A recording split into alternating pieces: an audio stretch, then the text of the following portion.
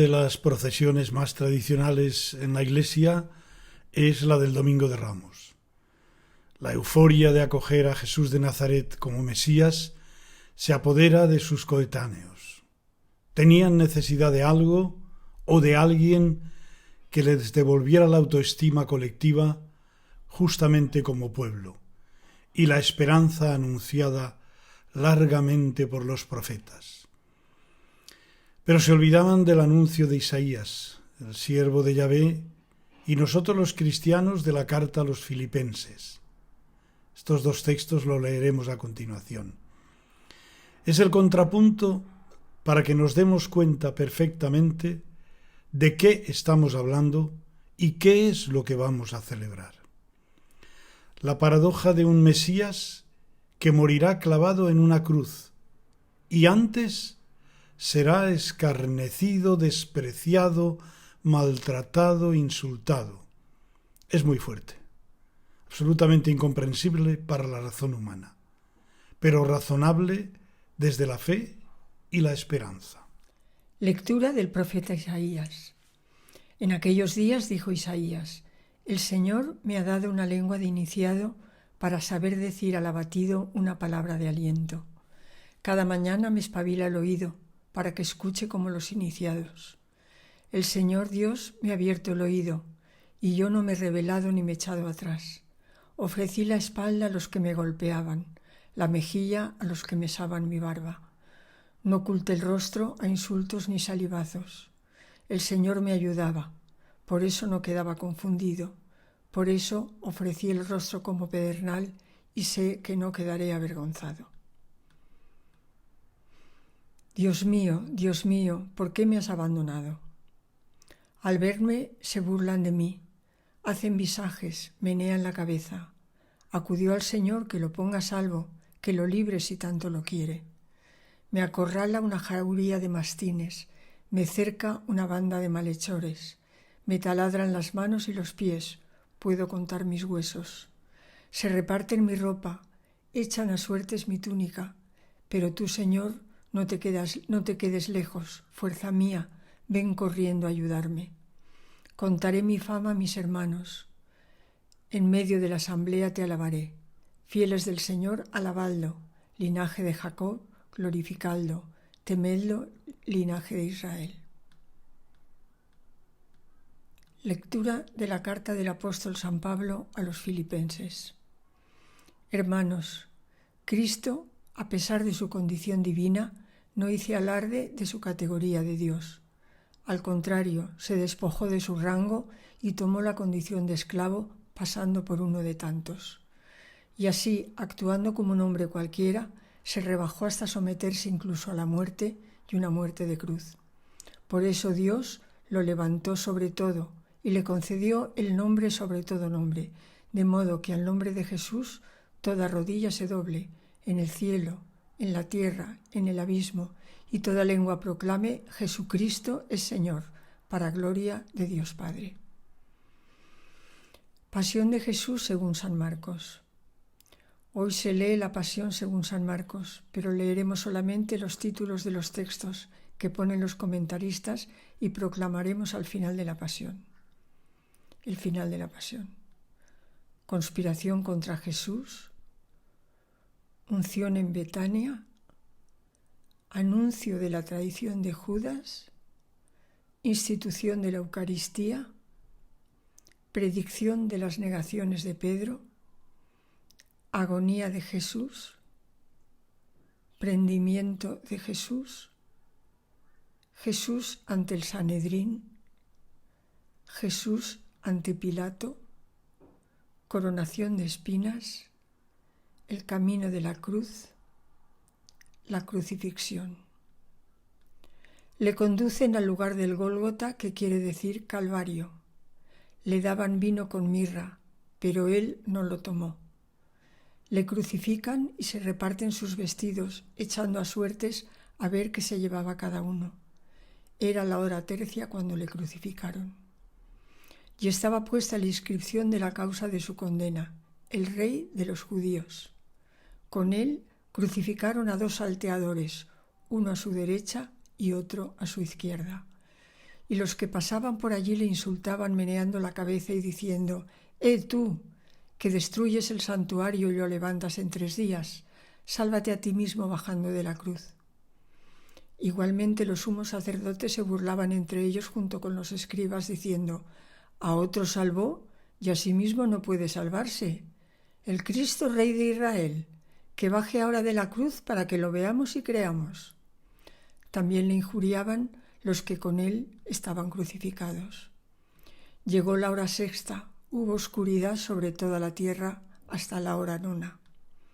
A la hora 9 gritó Jesús con fuerte voz: Eloí, Eloí, lema sabactani, que quiere decir: Dios mío, ¿por qué me has abandonado? Al oír esto, algunos de los presentes decían: mira, llama a Elías. Entonces uno fue corriendo a empapar una esponja en vinagre y sujetándola con una caña le ofrecía de beber, diciendo: dejad, vamos a ver si viene Elías a descolgarle. Pero Jesús, lanzando un fuerte grito, expiró. Y el velo del santuario se rasgó en 2 de arriba abajo. Al verlo el centurión que estaba frente a él, que había expirado de esa manera, dijo: verdaderamente este hombre era hijo de Dios. Había también unas mujeres mirando desde lejos, entre ellas María Magdalena, María la madre de Santiago el Menor y de José, y Salomé, que le seguían y le servían cuando estaba en Galilea, y otras muchas que habían subido con él a Jerusalén. Y ya al atardecer, como era la preparación, es decir, la víspera del sábado, vino José de Arimatea, miembro respetable del consejo, que esperaba también el reino de Dios, y tuvo la valentía de entrar y pedirle el cuerpo de Jesús. Se extrañó Pilato de que ya estuviese muerto, y llamando al centurión le preguntó si había muerto hacía tiempo. Informado por el centurión, concedió el cuerpo a José, quien, comprando una sábana, lo descolgó de la cruz, lo envolvió en la sábana y lo puso en un sepulcro que estaba excavado en roca. Luego hizo rozar una piedra sobre la entrada del sepulcro. María Magdalena y María, la de José, se fijaban dónde lo habían puesto. Empezamos con el comentario al texto de Isaías. Estamos ante el tercer canto del siervo de Yahvé. Estos cantos que están incrustados en el libro de Isaías y que nos cuesta articularlos en el conjunto del libro, en ese libro de la consolación del capítulo 40 al 55, lo que llamamos el Deutero Isaías, que se sitúa en el momento de la vuelta del exilio de Babilonia. En este tercer canto, el siervo nos muestra su conexión directa con Dios. Sus expresiones son la mejor manera de manifestarlo. Mi Señor me ha dado una lengua de iniciado. Cada mañana me espabila al oído. El Señor me ha abierto el oído. El Señor me ayudaba. Son expresiones, como diríamos en términos modernos, que expresan una relación muy personalizada entre Dios y ese siervo de Yahvé. El sufrimiento del siervo no es destructor. Por esa razón dice: por eso no quedaba confundido, y sé que no quedaré avergonzado. Es la seguridad del que se siente totalmente anclado en el Señor para dar el paso que va a dar. Ofrecí la espalda a los que golpeaban, la mejilla a los que mesaban mi barba. No oculté el rostro a insultos y salivazos. En estas palabras se resume la pasión de Cristo, la pasión que va a sufrir, y que ya ha sido anunciada unos siglos antes por el profeta, en este caso Isaías con el siervo de Yahvé. El Mesías no será un Mesías triunfante, que entrará con el poder de las legiones, sino con el poder de su entrega por amor. Esta es la sabiduría de Dios, incomprensible si miramos las cosas desde categorías humanas. Nos podemos preguntar legítimamente: ¿podía haberlo hecho de otra manera, menos dramática y más clara? Claro que sí, pero eligió este camino del sufrimiento y la cruz. Humano, demasiado humano.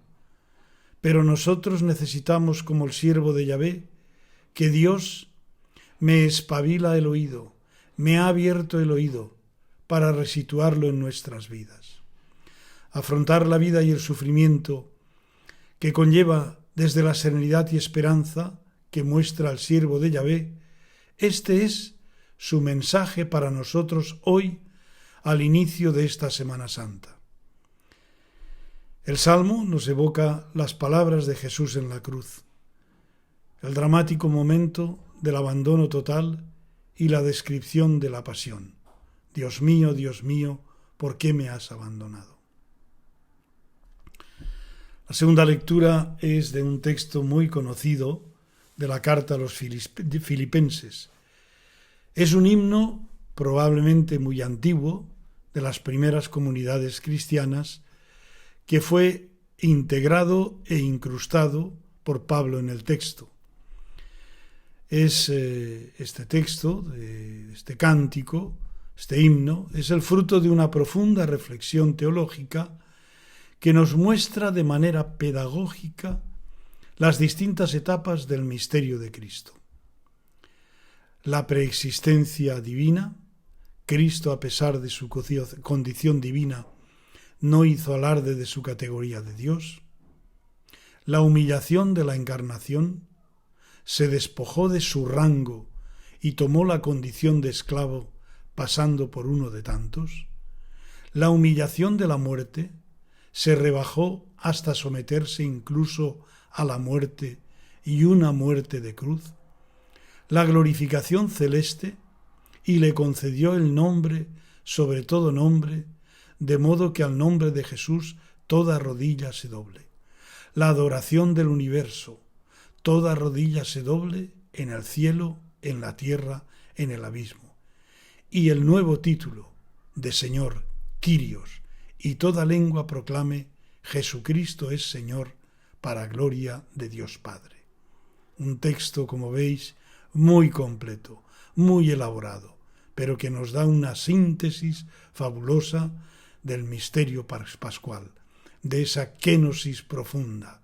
Por eso es un texto teológicamente muy significativo, que nos sitúa en ese misterio pascual de la muerte y resurrección de Jesús con toda claridad y lucidez en el preámbulo de la Semana Santa. Es una reflexión cristiana muy temprana que alumbra nuestro camino, como el texto de Isaías, hacia esa semana tan decisiva para nuestra fe y esperanza. Y el texto de la Pasión de Marcos es probablemente el primero que se escribió y sirvió de base para los otros dos evangelistas sinópticos, Mateo y Lucas. Es un texto fruto de las tradiciones orales, muy consolidado desde el punto de vista catequético. En su lectura, lo más importante es abrir los oídos para escuchar aquellas frases o palabras que durante su proclamación el Señor nos remarcará de manera misteriosa para ayudarnos a vivir nuestra fe y esperanza en estos días. Simplemente recalcar que a Marcos le interesa presentar sobre todo la paradoja del Jesús incomprendido y rechazado por los hombres, pero enviado y triunfante por Dios. La manifestación del Mesías crucificado es su tema esencial. Destruye la espera judía de un Mesías guerrero y victorioso, que llega con legiones, y destruye esa espera judía con la solución de la cruz. La realidad profunda de la vida y la muerte dolorosa es lo que Él nos presenta a la luz del triunfo de la Pascua. No olvidemos una vez más que estos textos han sido escritos a la luz de la resurrección. Hemos entrado ya en la hora de la verdad. Aquí se acumulan todas las profecías que el Antiguo Testamento había presentado. Unas profecías anunciadas con claridad, pero que el pueblo no había entendido. Ellos esperaban el Mesías glorioso que los liberara de la opresión romana. Pero este Mesías no viene a hacer un arreglito en un tiempo concreto, sino a socorrer a la total humanidad, a darnos caminos, gestos, espíritu, a hacerse solidario con todos, desde el más humilde hasta el más poderoso, si le podemos reconocer, si le podemos seguir. Hemos oído tantas veces la pasión que parece que ya nos la sabemos, pero si la ponemos al lado de nuestra historia, miramos nuestras luchas, nuestras caídas, nuestros sufrimientos, sabiendo que Jesús está a nuestro lado, nos ha preparado el camino, nos acompaña. Él que no ha escatimado esfuerzos ni sufrimientos. Ese es nuestro Dios, el que nos salva, el que ha elegido humillarse y cargar con nuestras cargas. Quiere abrirnos la puerta para vivir con esperanza de saber que la lucha está ganada para nosotros por Él. Hemos preparado con mucho cariño también el Jueves Santo, el Viernes Santo y la Misa de la Vigilia de Pascua. Las tendréis a vuestra disposición el día de antes, como siempre, a las 5 de la tarde. Os deseamos una semana santa, muy santa.